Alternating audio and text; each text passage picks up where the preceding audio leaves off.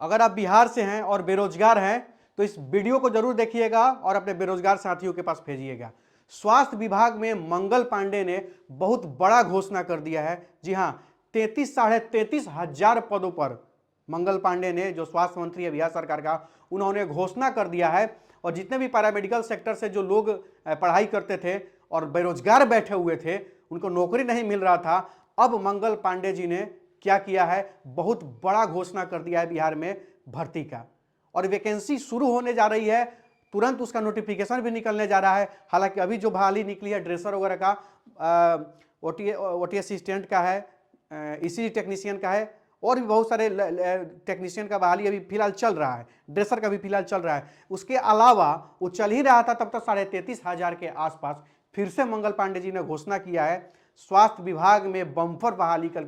अगर आप बिहार में हैं, बेरोजगार हैं, नौजवान हैं, तो निश्चित रूप से पैरामेडिकल का अगर कोर्सेज आपने किया है बहुत अच्छा है, नहीं किया है तो कर लीजिए, क्योंकि बिहार में बहुत शानदार बहाली निकलने जा रहा है। मेरे पीछे जो स्क्रीन पर आप देख रहे हैं मंगल पांडे जी की यह तस्वीर है।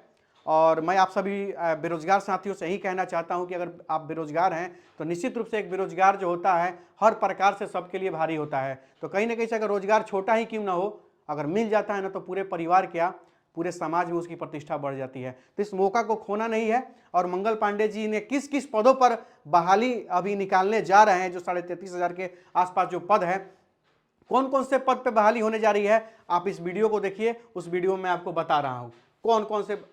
ये देखिए, ये पेपर कटिंग है जिस पेपर में मंगल पांडे जी ने घोषणा किया था। तो अखबारों में जो छपा था उसका एक पेपर कटिंग का छोटा सा मैं चीज दिखा रहा हूं, उसको देखिए। ये आपने देखा 38,000, हम तो 37.5 बोल रहे थे, देखिए 38,733 पदों पे, 38,733 पदों पे। यहां देखिए, आप लोगों को दिख रहा होगा। सहायक प्राध्यापक का अगर देखा जाए तो 1711 पद हैं। आयुष सहायक प्राध्यापक जो है, आयुष मंत्रालय से भी, जो आयुष विभाग से जो डॉक्टर ये का पढ़ाई करते हैं उनके लिए भी है, 116 पद पर है। आईजीआईएमएस में सहायक निदेशक, असिस्टेंट डायरेक्टर जो होता है आईजीआईएमएस में, उसमें भी बहाली निकली है। उसमें कितने पद है? 18 पद है भाई साहब, देख लीजिए 18 पद पे है।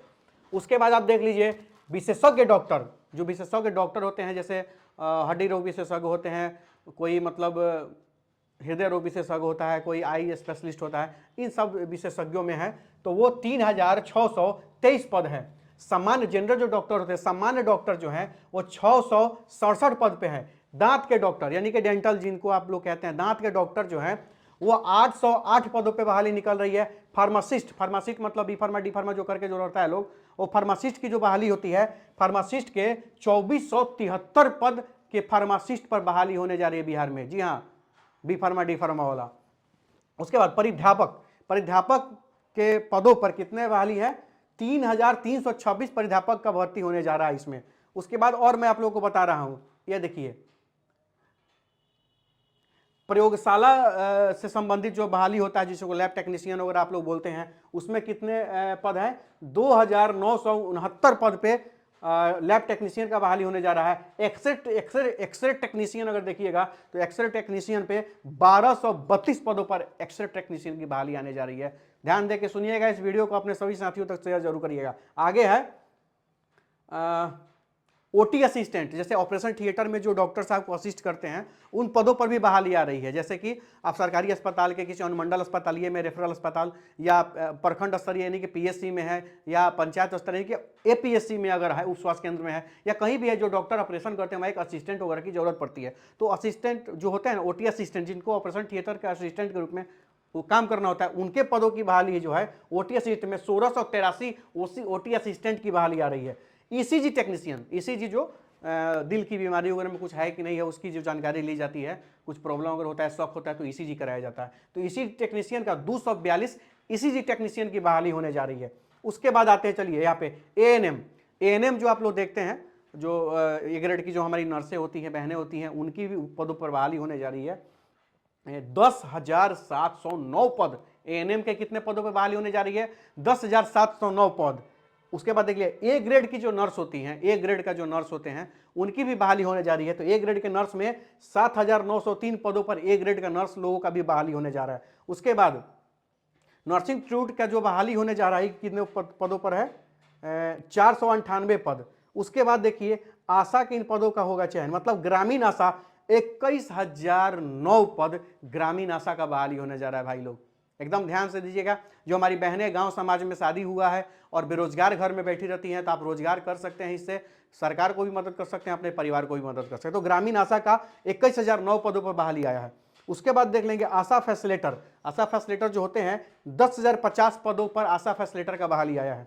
उसके बाद शहरी आशा में देखिएगा तो 5,316 पदों पर शहरी आशा के रूप में ये बहाली आया है। तो ये चीज़ें आप लोगों ने देखा।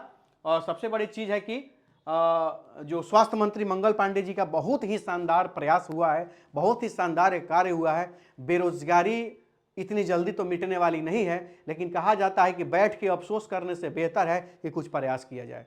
तो जो बिहार के जो स्वास्थ्य मंत्री मंगल पांडे जी हैं, ये बहुत शानदार प्रयास कर रहे हैं। तो इनके प्रयास की सराहना होनी चाहिए। और निश्चित रूप से इन्होंने घोषणा भी और भी पदों की घोषणा इन्होंने किया है, और भी पदों पर बहाली ये करने जा रहे हैं। तो निश्चित रूप से मंगल पांडे जी को भी, जितने भी बेरोजगार साथी जो इस तरह के डिग्री के होल्डर हैं, वो सब लोग आज इनको धन्यवाद दे रहे हैं। और निश्चित रूप से कभी भी नोटिफिकेशन आ सकता है और कभी भी आपका फॉर्म डालना चालू हो सकता है। तो जिनके पास भी इससे संबंधित कोई भी डिग्री है उसको अपडेट कर ले।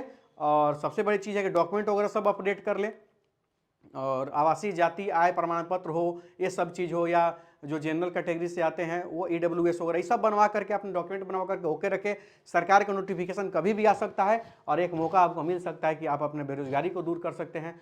और सबसे बड़ी चीज़ है कि अगर जिसके पास अगर ये सारी डिग्री नहीं है तो किसी भी मतलब पैरामेडिकल कॉलेज में जाकर के आप एडमिशन ले सकते हैं और वहाँ से आप पढ़ सकते हैं। पढ़ने के बाद आप डिग्री ले सकते हैं और ट्रेनिंग कर सकते हैं और तैयार कर सकते हैं अपने आप को इस तरह की कोई भी बहाली आती है उसमें भाग लेने के लिए, उसमें नौकरी लेने के लिए।